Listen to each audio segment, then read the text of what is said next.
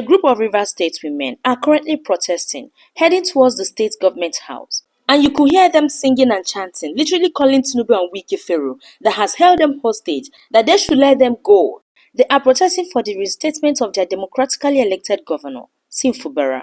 They are also protesting for the lifting of the state of emergency rule on the state, and as well as the return of democratic governance in Rivers State. Now let's have a look at their passionate demands before we come back and analyze it in details.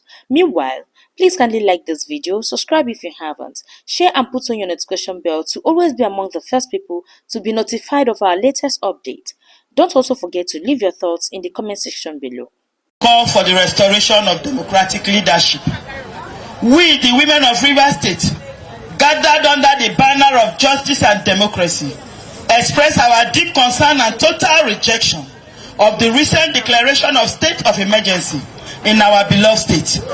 This imposition is not driven by any genuine threat to national security, but is clearly a politically motivated maneuver aimed at subjugating our people and undermining our constitutional democracy. The overreach of the sole administrator, Vice Admiral Ibok Ete Ibas, retired, is a glaring indicator of this political conquest. His actions, which go far beyond the limited powers of a placeholder, betray the impartiality expected of his office and reveal the real intention behind this emergency rule. A calculated power grab under the guise of national interest. We find it utterly confounding that the federal authorities in Abuja, relying on conjecture and manufactured narratives, would choose to descend with the full weight of force on Rivers State, deploying a sledgehammer to kill a fly, while ignoring the dire security emergencies ravaging other states like Borno, Yobe, Zamfara, Kaduna, Plateau, and Benue. In these states, terrorists have overrun entire communities, taking control of local governments and brutally murdered thousands of innocent citizens. Yet, no such declaration of emergency has been made.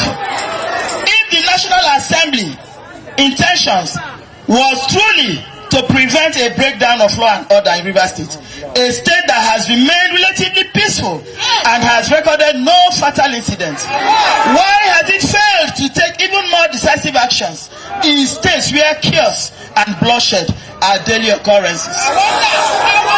The unconstitutional and provocative actions of the sole administrator further expose the underlying political agenda at play. What are we witnessing is not governance, it is occupation. Not democracy, but autocracy. Today, Rivers people, especially women, are outraged by what is fast becoming a dual system of laws in Nigeria. One for which states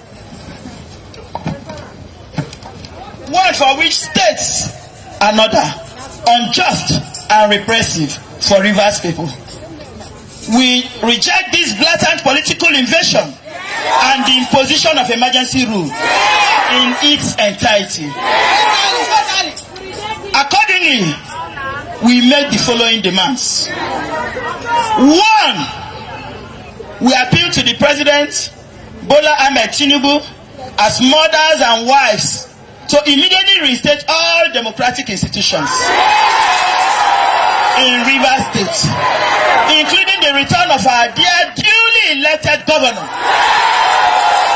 His Excellency Amo Kusenibo Sir Siminalayi Fubara, GSSR, our restorer and our great leader. We demand an end to this unconstitutional military rule in Rivers State, marked as a state of emergency. It is unjustified, uncalled for, and unacceptable by Rivers women. We call upon eminent and respected Nigerians, including former presidents, General Abusalimi Abubakar, General Ibrahim Babangida, Chief Olusegun Obasanjo, General Muhammadu Buhari, Dr. Goodluck Ebele Jonathan, as well as distinguished diplomats such as Tanko Yakashai, Dr. Goodnose Boladale Igali, Chief Victor Atta, and Senator David Mark to urgently intervene and prevail on President Tinubu to reverse this injustice and restore full democratic governance in Rivers State. Number 5, we call on civil society organizations, human rights groups, and international community to speak out against this assault on democracy. There is no credible security threat in Rivers State to justify this state of emergency.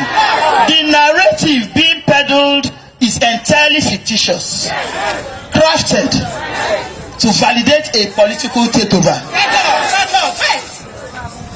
Rivers State is the heart of the Niger Delta, a region of immense national significance. Peace has prevailed in our communities. We will not allow anyone to steal our voices or subvert our will. Democracy in Rivers State, by the special grace of God, must be sustained in Jesus' name. And I say thank you and God bless you all.